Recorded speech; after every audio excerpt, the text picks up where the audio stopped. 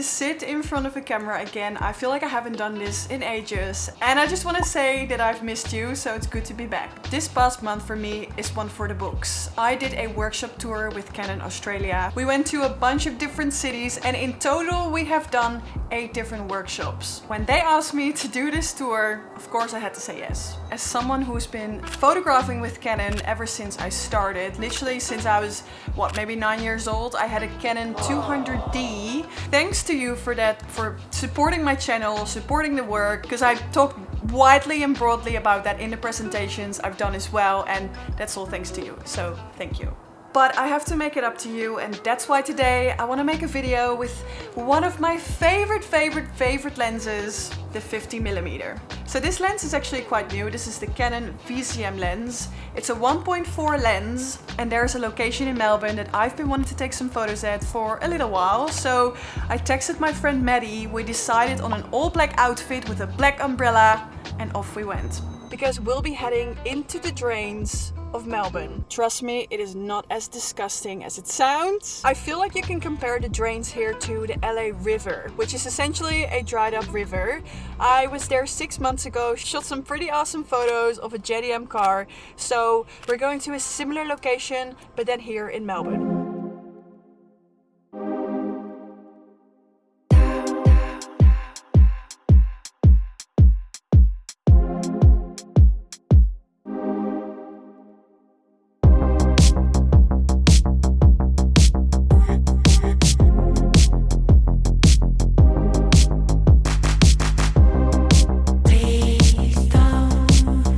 Okay, here we are. It is such a cool location. There is graffiti everywhere. And as you can see here behind me, there are so many little look-through things like leading lines. So a bunch of good stuff to play around with. Just adjusting my white balance. I always like to sit in this little corner right here.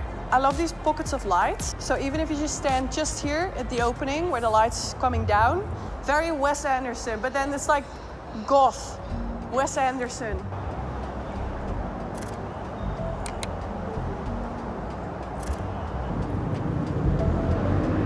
Yeah, awesome.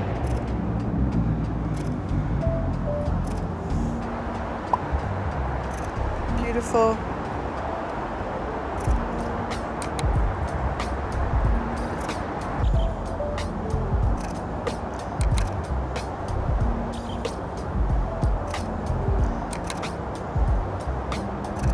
So there's one little gap of lighting above me. So if I aim like this, I'll look 10 years older, 10 years more tired.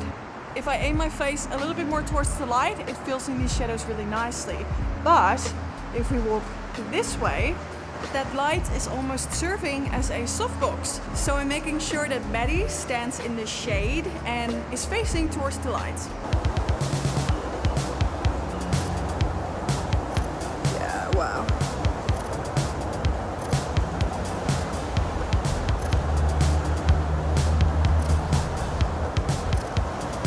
If you stick along a little longer, I'll also share my editing process for all of these photos.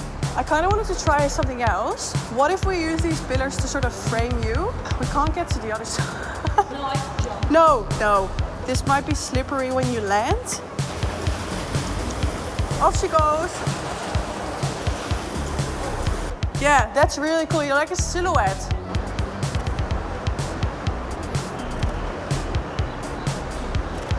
I feel like something is gonna grab me by my ankle and just like yank me in. Nice.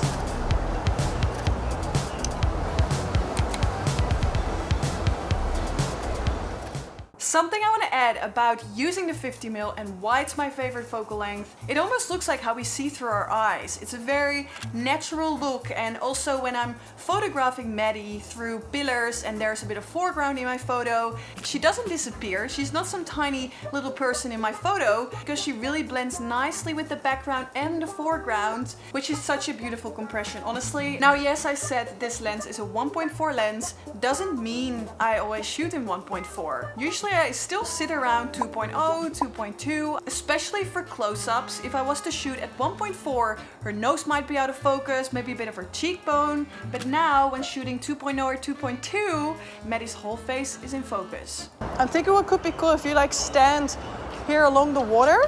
What if you hold the umbrella sort of outwards? Cool. There is this sort of little creek greenery here. It is so dystopian. You've got the overpass with all the concrete look and then a bunch of flowers. I think that contrast is really cool. And it's also something I love to do with, for example, car shoots or bike shoots. Placing a very luxurious item in an industrial terrain or a really beastly motorbike in a very serene nature location.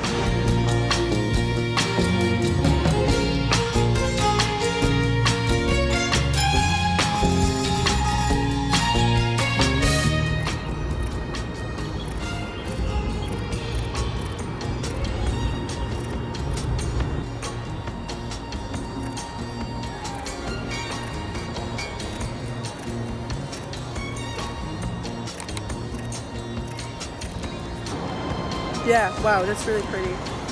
Yeah, hold that, that's beautiful. Yes. Nice.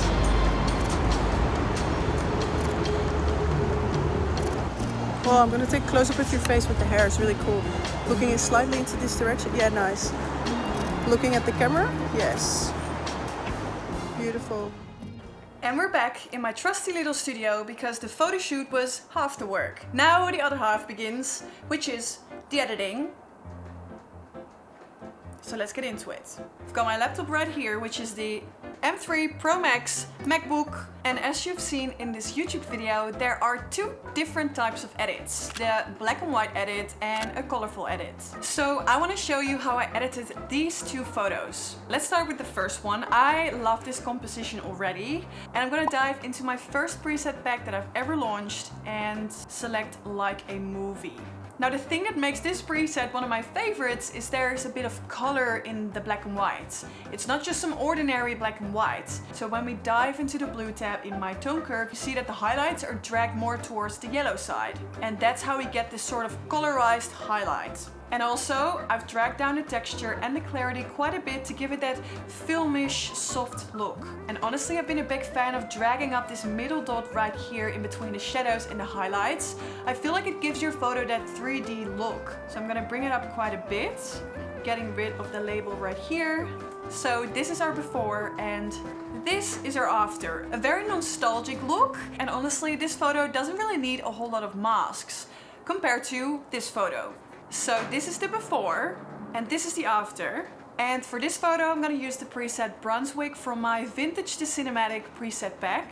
I know, you don't have to tell me it looks shit. This is just the beginning, because that's really how I look at presets. They're a base layer, and from there, I'm gonna add my finishing touches. So first things first, I'm gonna bring up my exposure and bring down the highlights and the whites. Bring it more towards the cooler side, bringing up my shadows, bringing up the highlights again. Okay. There she is. It's the tone curve for me where the magic happens. This is where I make the biggest adjustments throughout my whole photo. And I know the tone curve can be quite intimidating because there is a lot to play with, but I take it just step by step with minor adjustments. So I want my shadows to be more on the greener side, so I'm diving into my green tab and then bring up my shadows to the green side. So that's before and that's after.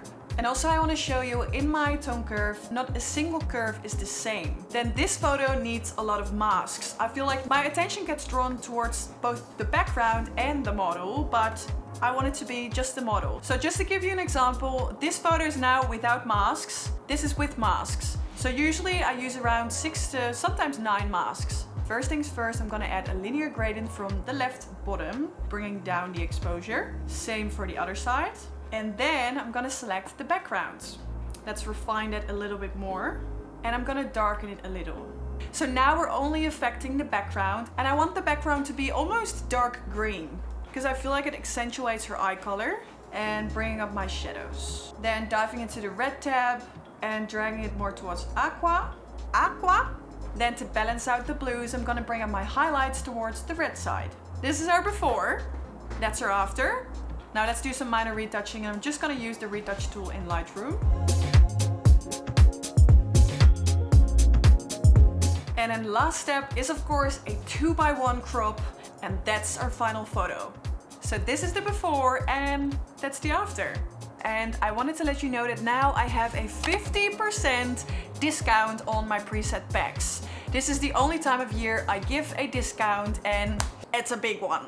These are the presets I use on a daily basis. All of the photos you see on my Instagram are toned with them. And each preset pack comes with a bunch of editing tutorials, from showing how to skin retouch. I chucked in a bunch of different ones and also made a walkthrough tutorial for every single preset. Oh yeah, and besides, you can also find a bunch of my raw files for you to play around with. So definitely make sure to check out the link in the description if you want to download my pack. So that's my gift to you. I really hope you enjoyed watching this video, and I also hope to see you at my next one. Okay, bye bye! Doei!